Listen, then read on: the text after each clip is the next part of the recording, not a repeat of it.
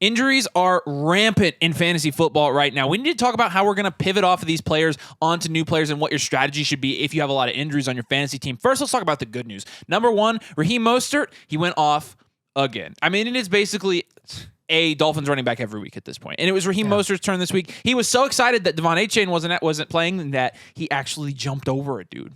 Hurdled the dude. Looked fantastic today. Had upwards of 34 points, I think, something like that. Yeah, had 34 points off of 17 carries, 115 yards, 2 touchdowns on the ground, and another touchdown through the air. This guy is absolutely unreal. I think he'll finish as a running back 1 through the first 6 weeks by very, very far. Very far.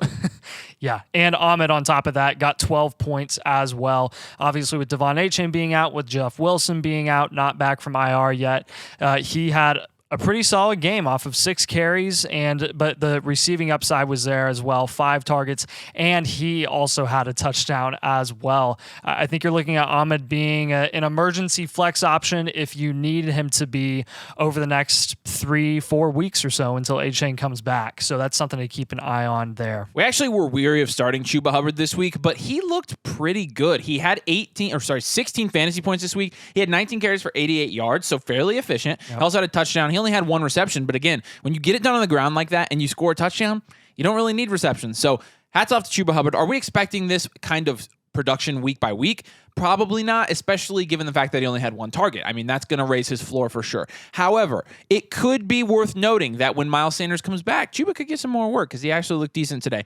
It'll be interesting to see who the Carolina running back to own for the rest of the season is after this week. Yeah, not to mention, I mean, just so many injuries across the board. Everyone is suffering at this point. I guess at this point, if you want to win your championship, you're just hoping that you got lucky in waivers. So Chuba Hubbard could be one of those guys at the end of the day that could help you kind of get over that slump of injuries. Next guy here is going to be Adam Thielen, who basically is Cooper Kupp. I mean, what else is there to say? Obviously, if you watch Adam Thielen, you know that he's not Cooper Kupp. That's not what we're saying. But from a fantasy football perspective, from a volume perspective, Adam Thielen is he is through the roof. He is elite level fantasy this year. It's unreal the amount of targets that he's getting. 14 targets this game, or 13 targets, 11 receptions, 115 yards, and 1 touchdown. This is not fluky. When you're looking at the last 5 games from Adam Thielen, 9 targets, 14, 8, 13, and 13 again. This is not fluky, guys. This is going to be something we're going to see for the rest of the season, barring injury, which, of course, I guess whoever is producing at a high level right now is just going to get injured the way our luck has been going. So, you never know. But with Adam Thielen, man, there is zero excuse at this point to not start him. Amon-Ra St. Brown has also been going off. Amon-Ra had 30 points today. He had 15 targets today for 12 receptions. He had 124 yards and a touchdown. When you look at the games Amon-Ra's played in this season, 19, 14, 19, 16, and 30. Amon-Ra's been pretty freaking good this season. Yeah. So we're really pleased with Amon-Ra St. Brown. He looks like a pretty good return on investment for a guy you were getting at the late second, early third at the earliest. So, again, Amon-Ra St. Brown looking fantastic so far this season. Yeah. Great to see. There wasn't much we could really take away from the Thursday night game between the Chiefs and the Broncos because it was just disgusting to watch. I guess the most exciting news from that game was that Swift was in the house again, but not DeAndre Swift, like Taylor Swift. And I guess if you're going to take anything away from this game, it's that Rashee Rice is probably the wide receiver 1 for the Chiefs for the rest of the season, if that's even good for anything. I guess at least that's good for Rashee Rice being a flex option, a plug-in guy, if you need him with all of these injuries, again, piling up for a lot of fantasy teams. But he did all right. 4 targets, 4 receptions, 72 yards. He's making more out of the opportunities he's given, which granted are limited, but his snap share is going up. I think Patrick Mahomes is seeming to trust him a lot more, and obviously him hauling in all the targets that he got against the Broncos is going to speak to the trust built up with Mahomes for the rest of the season. Derrick Henry didn't get a ton of usage again today, but he did produce. He had 19 points, 12 carries, 97 yards, a touchdown, 2 receptions for 16 yards. So Derrick Henry, he's getting out-snapped right now, and Tyjae is out-snapping him. However, let's compare their workloads. I mean, Derrick Henry today, 12 carries, Tyjae 4 carries. Tyjae had 1 reception to Derrick Henry's 2. So Derrick Henry's definitely getting the work there. I actually like this for Derrick Henry, both short-term and long-term, that they're taking him off the field only leaving him on when they're going to use him for the most part. I like that. It's going to preserve Derrick Henry for a long time, I think, or not a long time, but a longer time than they would if they were playing him every snap. I like Tyjae Spears as well, but don't be fooled into thinking that Tyjae Spears is going to be the producing back. There is going to be Derrick Henry. Derrick Henry still looks pretty good, at least, and I think he's going to continue to produce for the rest of the season. Yeah, another week gone by for the Baltimore Ravens, and it's another week for Zay Flowers out targeting every other receiver in Baltimore, including Mark Andrews. Now, look, what does this mean for Mark Andrews? I don't know. I'm kind of getting a little bit worried about his ceiling and his upside as a tight end. I really think past Kelsey, it's kind of a dumpster fire because Hockenson hasn't been producing either. But when you're looking at Zay Flowers specifically, he was a breakout prediction for us this week. We thought he was going to get the volume. We thought he was going to be able to haul in a touchdown and get some opportunities after the catch as well. And man, it paid off. He had 17 points. He had a really solid week, and I think you're going to see this continue on throughout the rest of the season where he's going to get more volume, get more opportunities, and as a rookie, produce more than we ever expected him to. Yeah. Looking at Bijan Robinson today, split carries, 50-50 with Allgeier. I think when you're talking about Bijan Robinson as somebody you drafted in the first round of your fantasy drafts, like, he looks really good. He's passing the eye test. He had 13 points today. I don't think that's good enough. They're splitting carries 13-13. Now, the one clear advantage Bijan has, obviously, is he had 8 targets today. However, he did only bring in 5 of those. I mean, you are having Desmond Ridder throwing him the ball. That is going to make an impact on the targets he gets. Some of them are not good targets. Yeah. And 43 yards. But when he doesn't get a touchdown, and he honestly, they had some red zone snaps today where they didn't give Bijan the ball.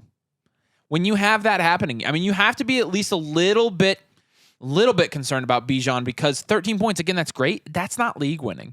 We love Bijan. We think he's still going to be very, very good the rest of the season, but it's definitely going to be something to keep an eye on in terms of how he splits his carries with Tyler Allgeier going forward. Yeah, and don't forget Arthur Smith hates your fantasy team. That's true. Drake London had a great game today, and this is we're super optimistic for the rest of the year looking at Drake London and his opportunity. I mean, when you look at him from week 2 on 8, 6, 7, 9, and 12 targets respectively, and his opportunities are going up more consistently as Desmond Ridder's passing volume goes up. I mean, when you looked at some of the balls he was throwing to London, they were, to put it nicely, they could have been intercepted.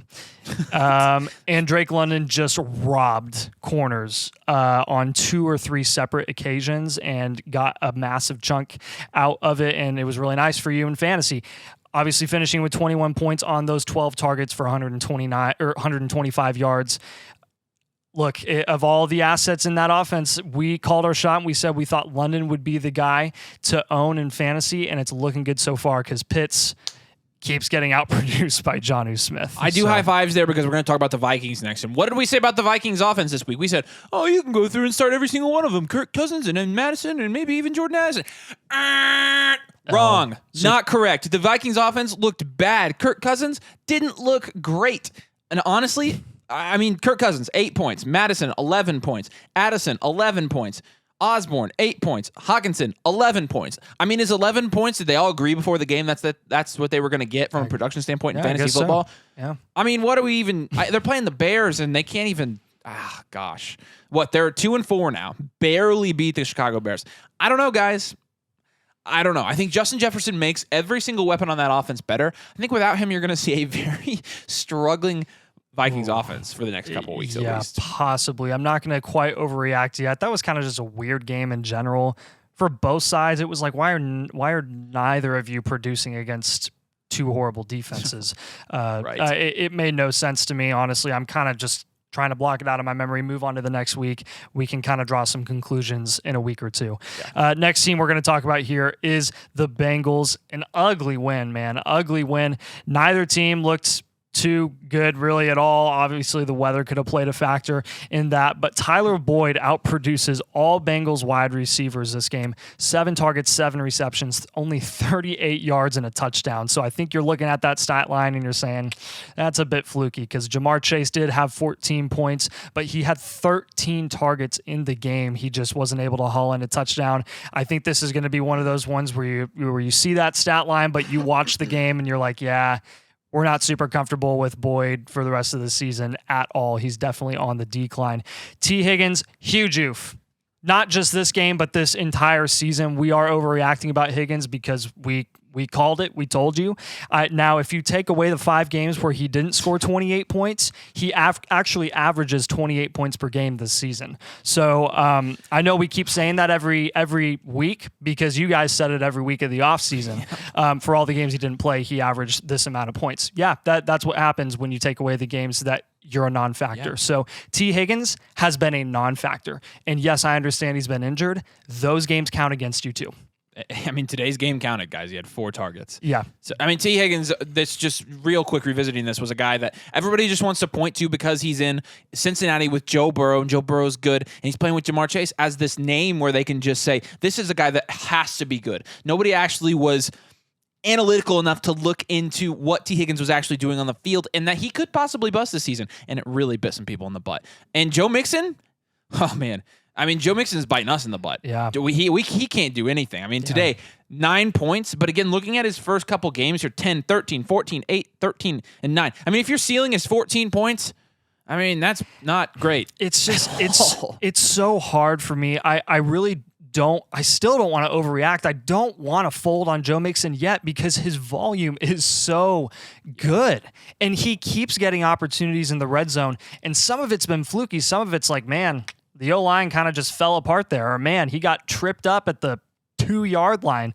Like, it sucks. But when you're looking at his target volume, he's got games where he has 5 targets, 4 targets. And that still creates a really nice floor for Joe Mixon. But I think the ceiling, it's got to come down because he's just not capitalizing on anything right now. Yeah. And on the other side of the ball, Tyler Lockett remains the alpha in Seattle. 8 targets, 6 receptions for 94 yards. This is something that you're just going to want to keep an eye on as the season progresses. Jackson Smith-Njigba actually did get some opportunities this game. Probably his best game, I would say, of the year, even though he didn't score more fantasy points than he did a few weeks ago. I think it was his best showing thus far, and it was in an ugly game anyways. But optimistic about JSM for the rest of the season, but Tyler Lockett is the guy for the foreseeable future. Look, running back's a crap show right now, but Alvin Kamara looks like a top 6 back rest of the season. Today, he had 17 points. He had 19 carries for 68 yards, so he wasn't overly efficient by any means, but he had 7 receptions on 8 targets for 36 yards. Guys, if you are playing in PPR or half PPR leagues, that's the stuff. That's the stuff. And in a running back market where you have almost no upside, no safety, no security, Alvin Kamara, since he's been back, again, talking about 17 points, 18 points, 21 points. That's cash money. That's cash money. And honestly, at price, Alvin Kamara ended up being a really good pick. Yeah, and Olave was a guy that we thought would have a great bounce back week after we predicted that he really should be a sit and wouldn't produce very well against the Patriots last week.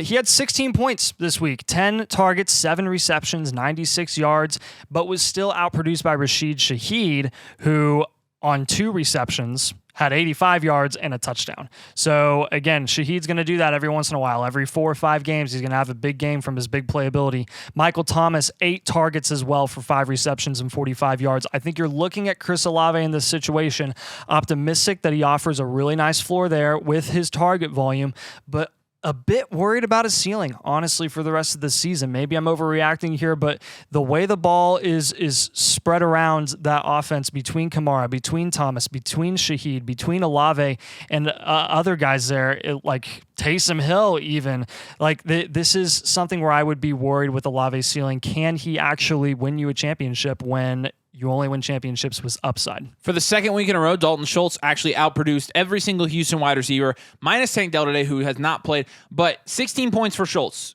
12 for Nico Collins, 7 for Robert Woods, 5 for Brown. Man. I mean, so Schultz, again, was nowhere to be found in the first couple weeks. Looking at his game log here, 2, 7, 1. Those are his point totals in the first 3 weeks. And then 13, 19, 16. It's like, oh, I can throw to this guy. Yeah. Stroud continues to look really good, but again, it's going to be a different receiver there every week, so it's going to be hard to predict which one's going to go off on a week-by-week basis. That said, right now, Schultz looks like the guy. Yeah, JT wins the carry battle finally in Indianapolis, but Moss gets the touchdown in the red zone, and this is likely the second to last week where you can be comfortable starting Moss. I think Moss will have another solid game next week. After that, it's going to be probably 70-30 in favor of Jonathan Taylor. Optimistic that JT can really show out and up his efficiency after not practicing all offseason. Michael Pittman is as safe as you can ask in fantasy football. We said for Pittman and Downs that this would help their fantasy production when Gardner Minshew played. I don't care how bad Minshew looks. I don't care that he throws 3 interceptions. When he throws the ball 53 times, Pittman gets 14 targets. Josh Downs gets 8. Josh Downs brings in a touchdown. Pittman has 109 yards, 20 points. These guys are players that where you want to start Pittman every single week, and you're comfortable flexing Downs, honestly, for the rest of the season.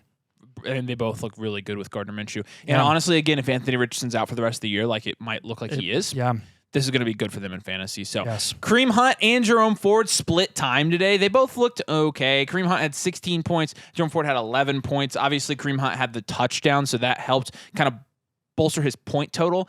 That being said, it's going to be hard to predict which one you're supposed to start each week. And we predicted this when they re-signed Kareem Hunt. It's like, okay, which ones are you going to be able to flex? They're both risky flexes. If you are in desperate measure, though, because running back is so bad, then yeah, I mean, you can go ahead and start one of those guys. However, good luck guessing because they're probably going to be flipped next week and then flipped the week after, and who knows. So, but they both actually produced in double figures today, so at least they have that. Amari Cooper also had a pretty good day without Deshaun, so that's pretty good to see. He had 4 receptions for 108 yards. He did have 8 targets, and again, he only brought in 50% of his targets this week, but that was probably because PJ Walker, completed just over 50% of his passes. Yeah. So. And had 2 interceptions. I mean, I watched that game, some of it. PJ Walker did not look very good.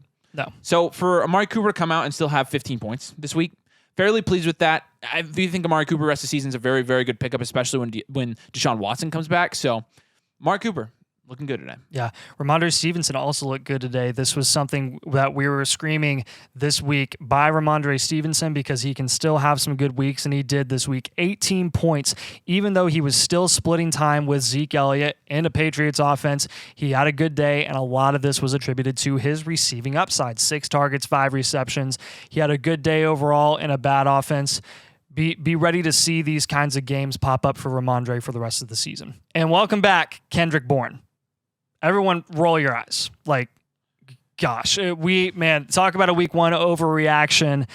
He had a great week 1, and then he just fell off the face of the earth. Did absolutely nothing, just like the entire Patriots offense.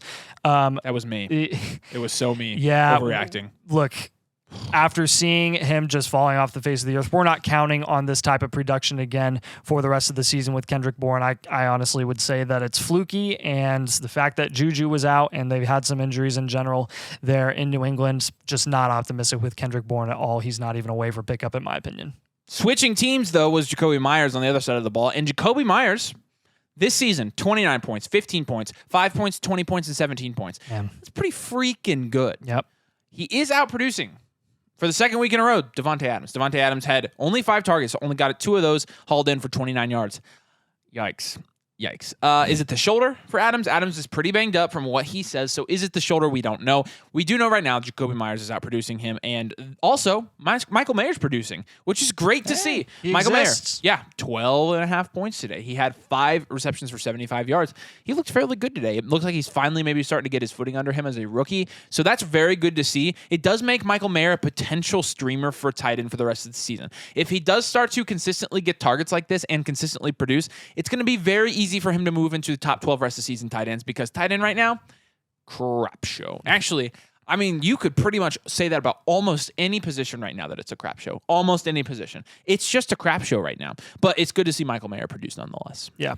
Jameson Williams got the touchdown that we were all waiting for and the target volume that we all expected. 3 targets, 2 receptions, 53 yards, and a touchdown. That is what Jameson Williams is. If you have people in your league that are super psyched out about Jameson Williams for the rest of the season, please sell him. Go right ahead and do it. Maybe wait another week to see if he's lucky enough to get another touchdown, but this is what Jameson Williams is in fantasy football. He is a less good version of Gabriel Davis.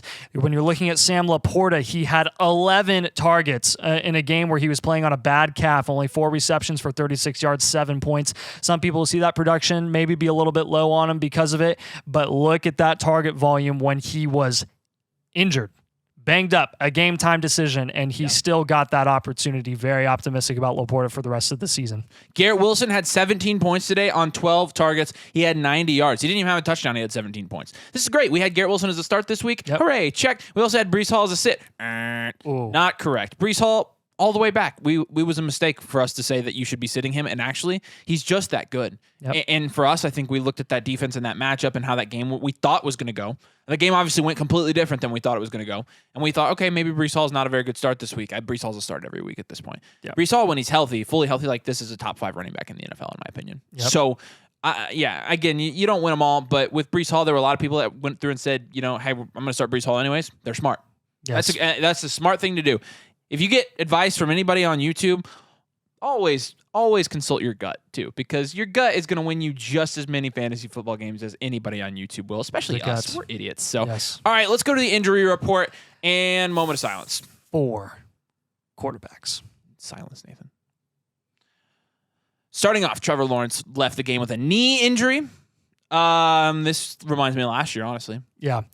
The concern with this is I wouldn't be too concerned about this injury long-term for Lawrence, but when you're looking at Week 7 and the Jags playing the Saints on Thursday night, that's something you're going to want to follow very, very closely for every single asset in the Jags offense this week, Week 7. Yeah. Justin Fields also left the game early, had a wrist injury, and I just got an alert that he dislocated his thumb. His x-rays were negative. He's going to have an MRI on Monday to see what the damage is. But with Justin Fields, obviously, a lot of people have him as their fantasy quarterback. This one could be a hurt. I mean, this could be a pain in the butt. So big stinger. Yeah.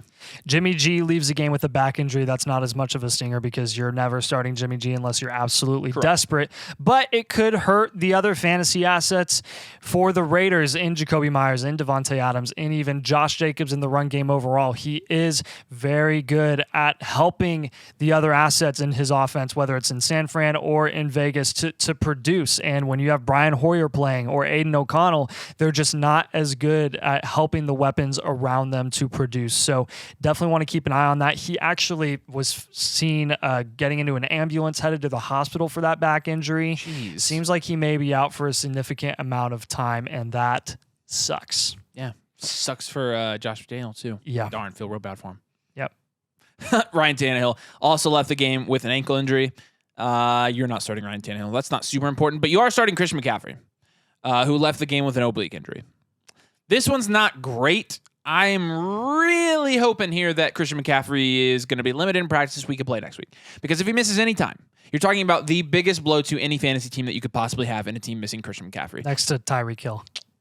But even, yeah. Which he had. Did you see he went into the locker room this game too? Yeah. And everyone was freaking out, but it was just because he was cramping. It went like this. I got a Tyreek Hill goes to the locker room notification, and then I got Tyreek Hill gain of 25 yards notification right after. And I was like, nah, that's Tyreek. Yep. But with Christian McCaffrey, we're obviously hoping he comes back soon. But there are going to be some pivot options for that if he doesn't. For sure. Yep. And Deebo Samuel leaves the game with a shoulder injury. This is just what you expect from Deebo every single year. There's going to be some games where he's banged up. He's going to be hit or miss every single week, but you got to be comfortable starting him pretty often because he has such a high ceiling when he is playing.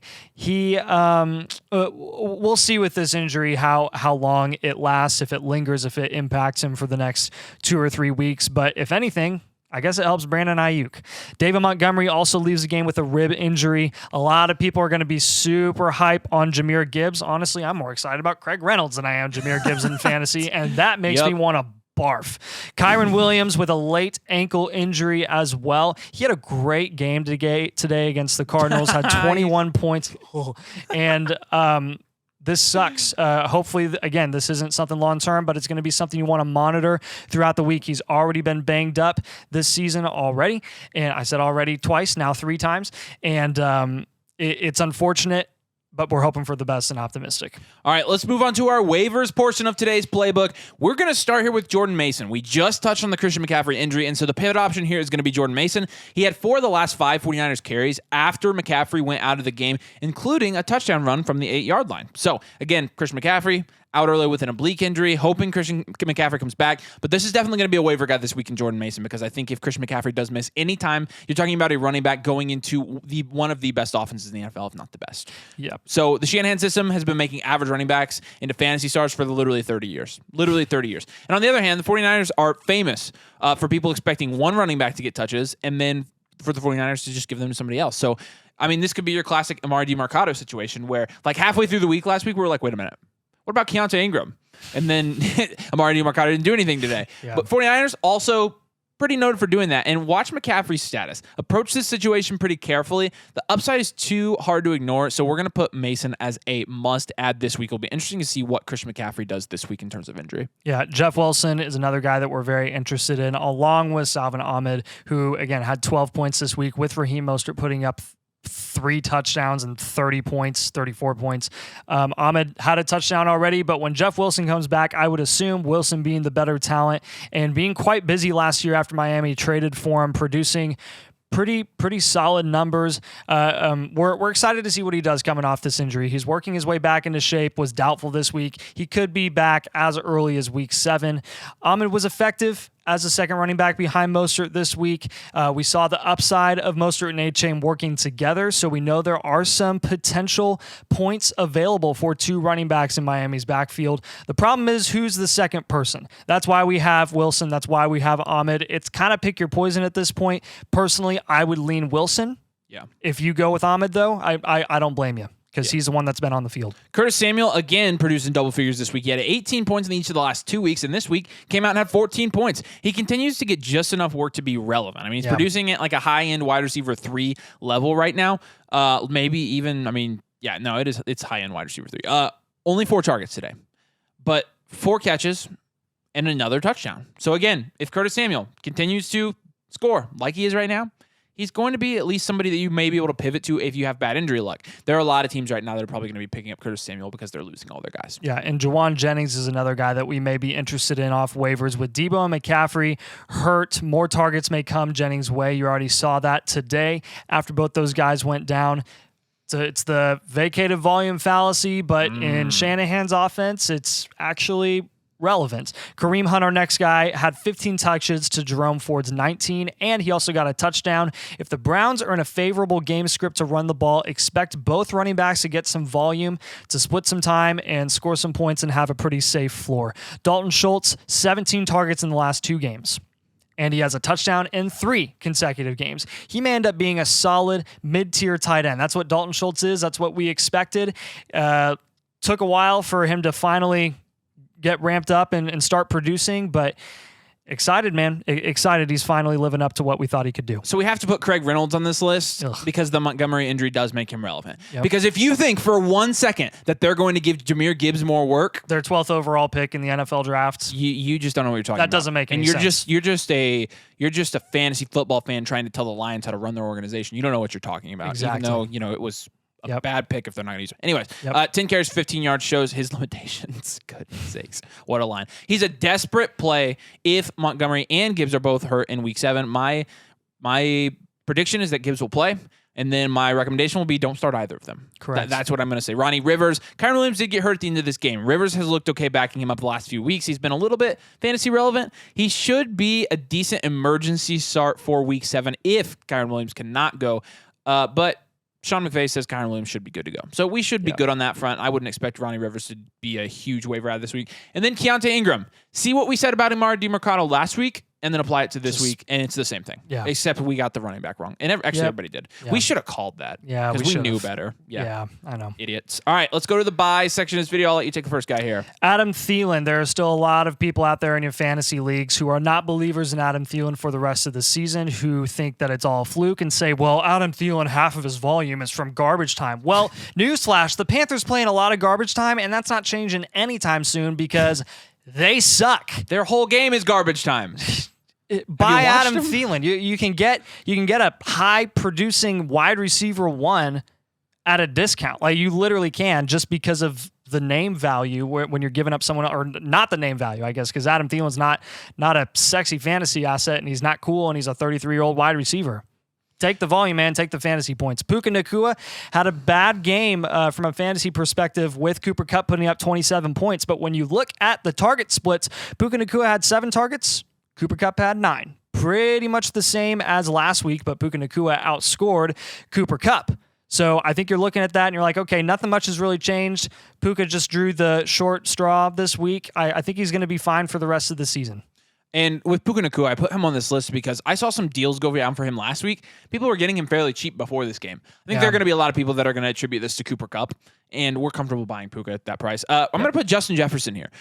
I think if you, at this point, have 1 or 2 losses, going and getting Justin Jefferson's a really good shoot for the stars move. Really good one, especially if you've got another loaded team in your league. So I'm going to say send an offer for JJ if you, again, have a winning record. If you are 2-4 after this week, you can't really afford to go trade for Justin Jefferson because you're going to need whoever you trade for him.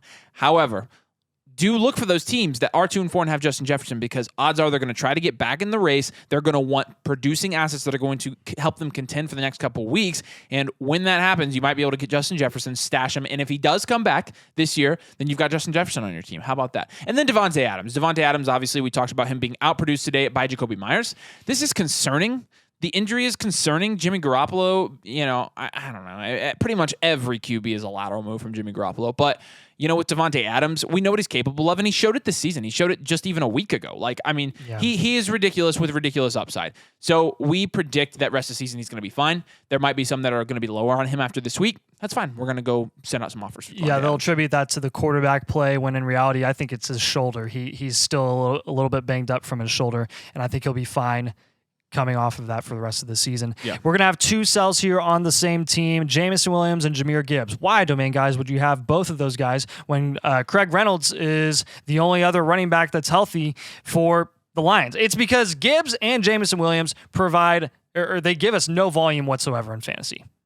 Jameson Williams is a deep threat, and Jahmyr Gibbs, the 12th overall pick in the NFL draft, is a change of pace running back. Yep.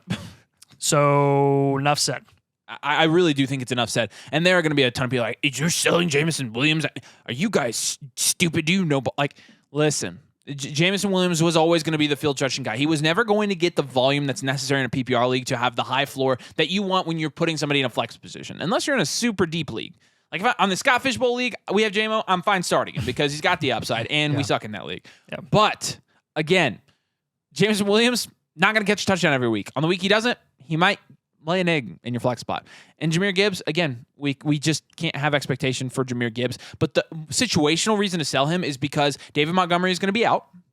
So you're going to have a lot of people, if Jahmyr Gibbs is practicing this week, that's going to pretty much be back in on starting Gibbs or thinking Gibbs is a starting caliber player. We're not comfortable with that. But because of the situation, you may be able to actually sell high one last time on Jahmyr Gibbs.